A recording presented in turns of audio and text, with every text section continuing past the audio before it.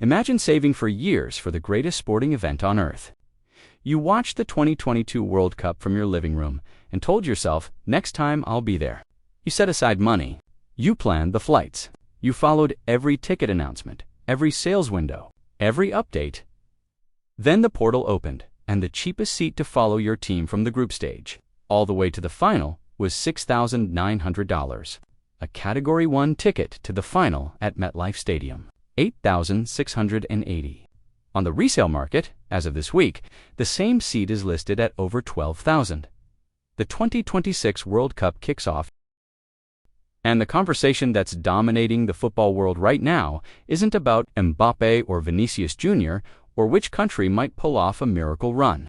It's about a ticketing system that has triggered formal legal complaints, government subpoenas, an investigation by 3 separate U.S. state attorneys general, and a wave of fan anger unlike anything this tournament has seen in modern times. FIFA says the demand is unprecedented. Over 500 million ticket requests were submitted. The football is happening. But something has gone seriously wrong between the ticket request and the stadium seat, and fans around the world want to know exactly what and why. So what is really going on here? To understand the full picture, you need to go back to the beginning, because this situation didn't start last week. It's been building for months. The 2026 World Cup was awarded to the United States, Canada, and Mexico back in 2018. From that moment, fans around the world started planning. Host cities prepared. Stadiums were upgraded. The expanded format, 48 teams, 104 matches across 16 cities, was framed as football's most ambitious and inclusive tournament ever. But when FIFA finally opened ticket sales in late 2025, something became clear very quickly. This World Cup would not be priced like any previous one. For the first time in the tournament's history, FIFA introduced dynamic pricing. That means ticket costs don't follow a fixed structure. They fluctuate based on demand, the way airline fares do. FIFA justified this by pointing to the U.S. market, where dynamic pricing is standard for major events, and by arguing it would allow prices to start low for less popular fixtures. And technically, that's true. Some early group stage tickets were available for as little as $60. But here's where things get interesting. The price structure for the matches that actually matter, the ones fans plan their lives around, told a very different story.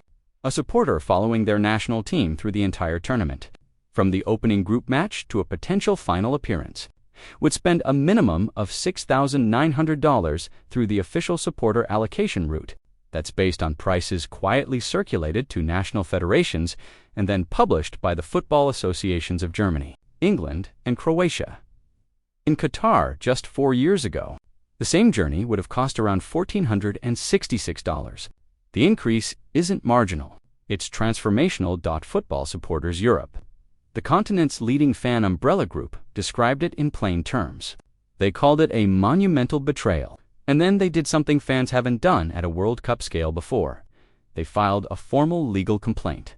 That complaint, submitted jointly by Football Supporters Europe and the consumer rights organization Euroconsumers, went directly to the European Commission in Brussels. The filing accused FIFA of abusing its monopoly position over ticket sales and of imposing conditions on fans that would never be tolerated in any competitive market. But that's only part of the story. Because in the United States, things escalated further by late May. Fans across multiple host cities were raising specific complaints.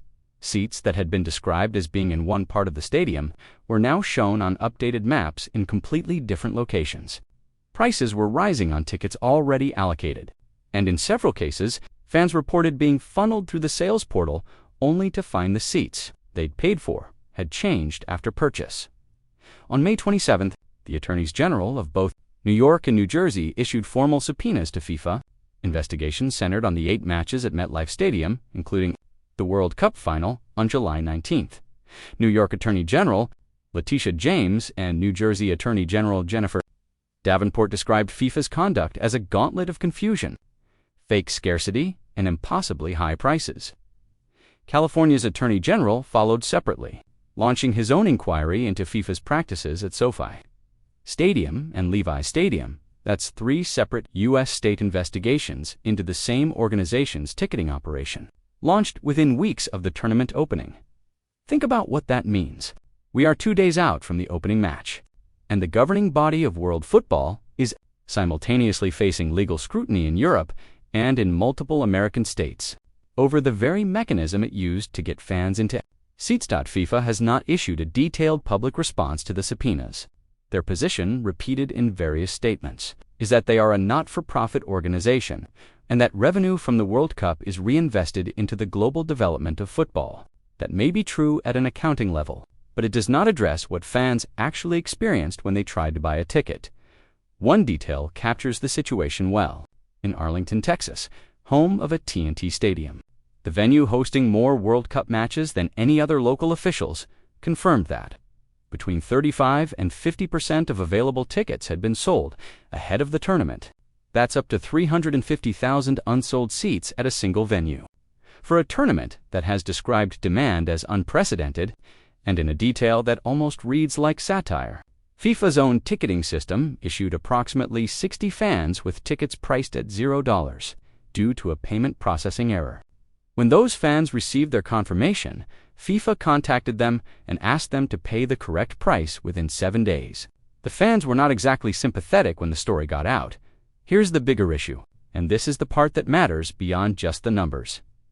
The World Cup has always been built on a particular kind of fan, not the corporate hospitality guest, not the premium box holder, the traveling supporter, the person who flies in with a flag, who fills the lower tiers with color and noise, who sings the same chant for 90 minutes straight, who has been following their national team since childhood.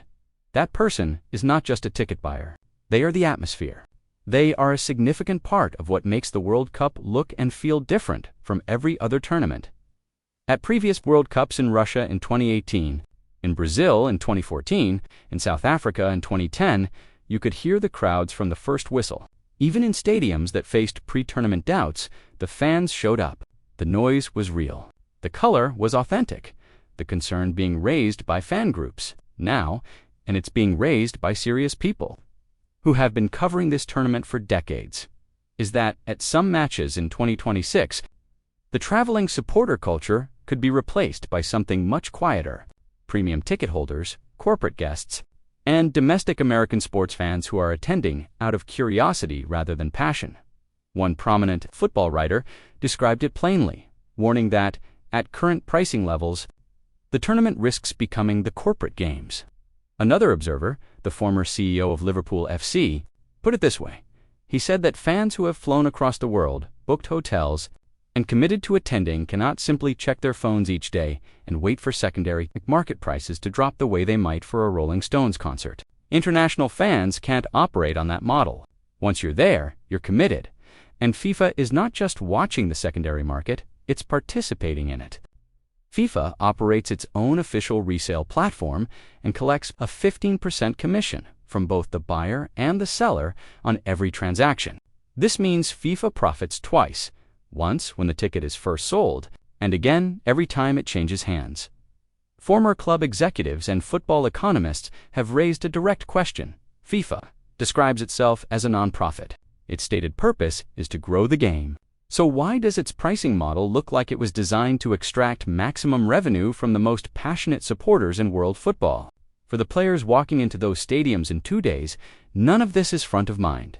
They've trained, they've prepared, and they're ready to compete.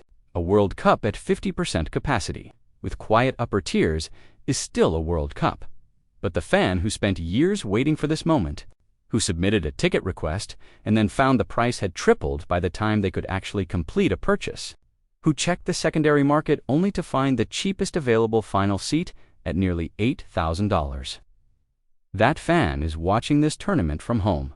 Millions of them will, and for some, it'll be the first World Cup in a long time that they made a conscious decision not to attend.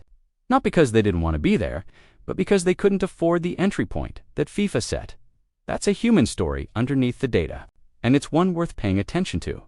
So where does all of this go from here?